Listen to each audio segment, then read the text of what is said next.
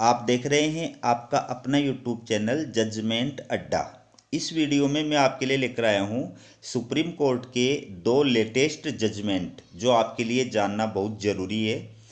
अगर आप चैनल पर नए हैं तो चैनल को सब्सक्राइब जरूर कीजिएगा। चलिए वीडियो की शुरुआत करते हैं।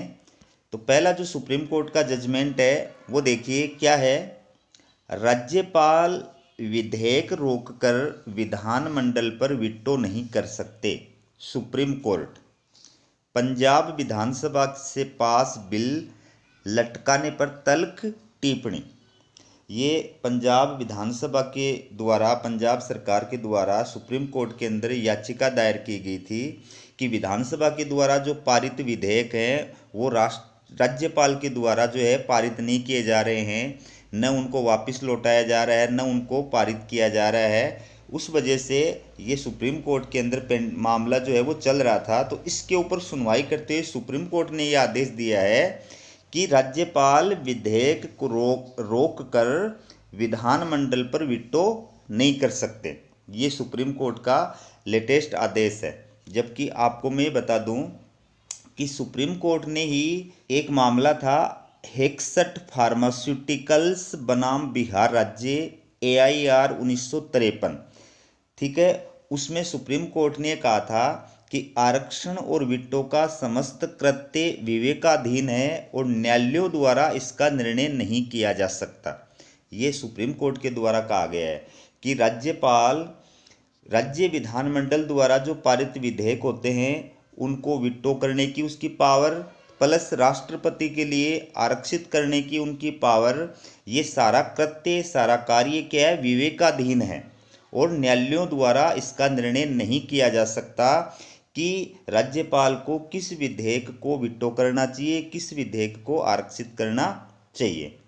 लेकिन अब उससे विपरीत जो है सुप्रीम कोर्ट का ये डिसीजन है। तो आप इसमें देख सकते हैं पूरी न्यूज़ जो है वो क्या है, सुप्रीम कोर्ट ने इसमें क्या कहा है। देखिए सुप्रीम कोर्ट ने कहा है कि राज्यपाल विधायिका से पारित विधेयक को रोककर विधानमंडल को वीटो नहीं कर सकते। अगर मंजूरी नहीं देनी तो विधेयक पुनर्विचार के लिए विधायिका को लौटाना होगा। कोर्ट का यह स्पष्टीकरण महत्वपूर्ण है क्योंकि संविधान का अनुच्छेद 200 स्पष्ट रूप से ये नहीं बताता है कि अगर राज्यपाल किसी विधेयक को सहमति नहीं देते हैं तो उनका भविष्य क्या होगा। अब दोस्तों संविधान के अंदर ये प्रावधान किया गया है कि राज्य विधानमंडल के द्वारा जो पारित विधेयक होते हैं वो राज्यपाल के पास में जब भेजे जाते हैं तो राज्यपाल के पास में जो है 4 प्रकार के ऑप्शन होते हैं। पहला ऑप्शन क्या है कि वह विधेयक को अनुमति देने की घोषणा कर सकता है, जिसके परिणाम स्वरूप वह विधेयक जो है वो क्या बन जाएगा, कानून बन जाएगा, विधि बन जाएगा। दूसरा, वह ये घोषित कर सकता है कि वह विधेयक को अनुमति देना विधारित करता है। ऐसी दशा में वह विधेयक विधि नहीं बन पाएगा, यानी वो विधेयक पर वीटो का प्रयोग कर सकता है। तीसरा जो तरीका वो क्या है कि धन विधेयक के अलावा किसी विधेयक की दशा में वह संदेश के साथ अपनी आपत्ति के साथ विधेयक को पुनर्विचार के लिए वापस लौटा सकता है। और चौथा ऑप्शन क्या है कि वह किसी विधेयक को राष्ट्रपति के विचार के लिए आरक्षित कर सकता है। ठीक है, ये 4 तरीके हैं राज्यपाल के पास में। तो अब हो क्या रहा था कि राज्य विधानमंडल के द्वारा जो पारित विधेयक थे वो राज्यपालों के द्वारा अपने पास जो है रोक के रखे जा रहे थे, विशेषकर उन राज्यों के अंदर जहाँ पर विरोधी पार्टी की सरकारें हैं।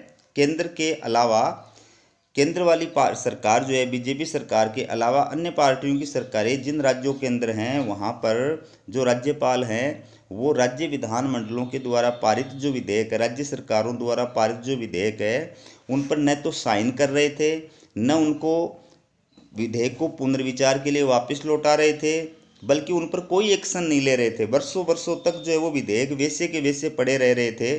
उस वजह से ये मामला जो है सुप्रीम कोर्ट के अंदर गया है। तो अब संविधान में ये स्पष्ट रूप से कहीं नहीं कहा गया है कि कोई भी विधेयक जब विधानमंडल द्वारा पारित होने के पश्चात राज्यपाल के पास में जाएगा तो राज्यपाल को कितनी अवधि के अंदर अंदर उस पर डिसीजन लेना होगा, ये संविधान में कहीं नहीं कहा गया है। और इसी का परिणाम है कि राज्यपाल जो वो मनमाने तरीके से विधेयकों के साथ व्यवहार करते हैं। तो इसी को क्लियर करते हुए सुप्रीम कोर्ट ने क्या आदेश दिया है? सुप्रीम कोर्ट ने कहा है कि विधायिका से पारित जो विधेयक होते हैं उनको रोककर राज्यपाल विधानमंडल को वीटो नहीं कर सकते।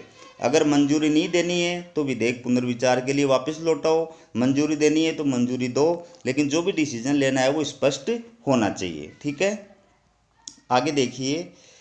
हालांकि इस प्रावधान में ये भी कहा गया है कि अगर राज्यपाल बिल पुनर्विचार की सलाह के साथ लौटाते हैं और अगर सदन फिर विधेयक को मंजूरी देता है तो राज्यपाल उसे सहमति देने को बाध्य होंगे, भले ही सदन ने कोई संशोधन न किया हो।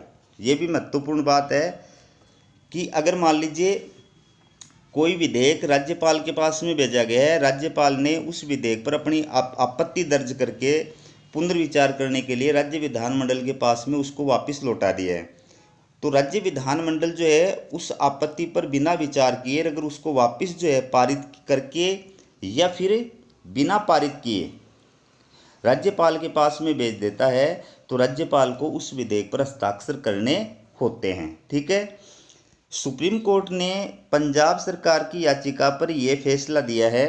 फैसला गुरुवार को सुप्रीम कोर्ट की वेबसाइट पर अपलोड कर दिया गया है।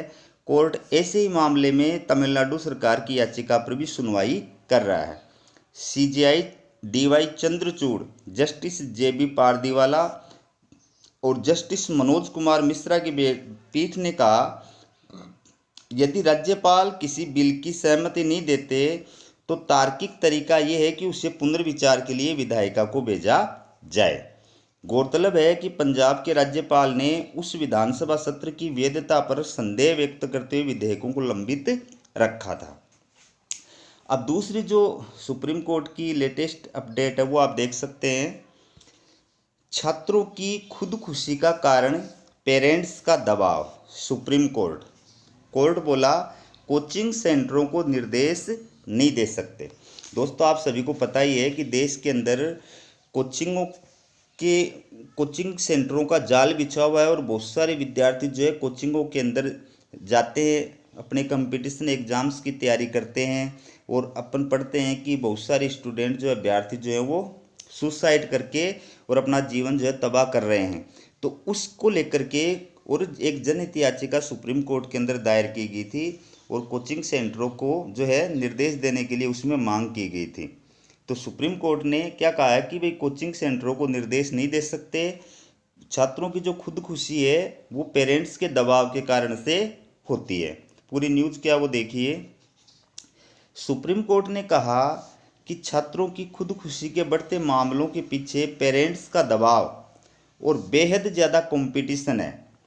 तेजी से फैलते कोचिंग सेंटरों के नियमन की मांग वाली याचिका पर सुनवाई के दौरान जस्टिस संजीव खन्ना और जस्टिस SVN भट्टी ने कोचिंग सेंटरों को निर्देश देने से इनकार कर दिया।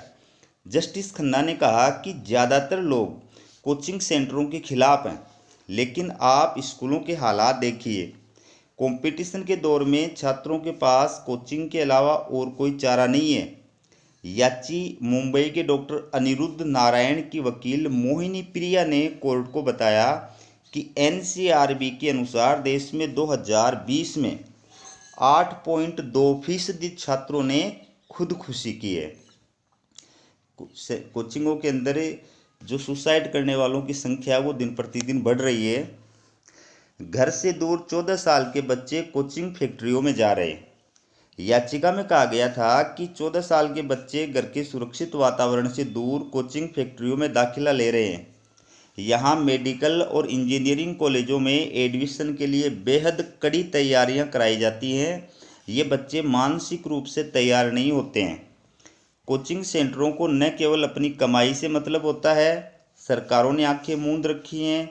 ये संविधान के अनुच्छेद 21 में दिए गए गरिमामय जीवन जीने के अधिकार के भी खिलाफ है।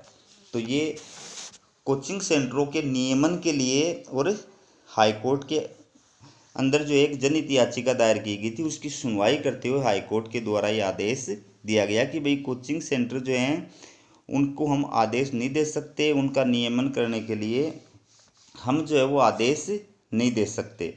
छात्रों की खुदकुशी जो है वो पेरेंट्स के दबाव की वजह से होती है, और बहुत ज़्यादा कंपटीशन और पेरेंट्स का जो दबाव है उस वजह से स्टूडेंट खुदकुशी कर रहे हैं। तो इसके लिए दूसरा रास्ता है वो आपको निकालना पड़ेगा, ऐसा माहौल जो है वो बनाना पड़ेगा, ठीक है, जहाँ पर जो है पेरेंट्स दबाव नहीं डालें, बच्चों को फ्री माइंड छोड़े, बच्चे अपने हिसाब से जो है अपनी तैयारी करें, ठीक है, इस प्रकार से। तो ये थी आपके लिए सुप्रीम कोर्ट से रिलेटेड 2 लेटेस्ट अपडेट। इसी प्रकार की अपडेट पाने के लिए चैनल को सब्सक्राइब जरूर कीजिएगा। हमारा वीडियो देखने के लिए आप सभी का बहुत बहुत धन्यवाद।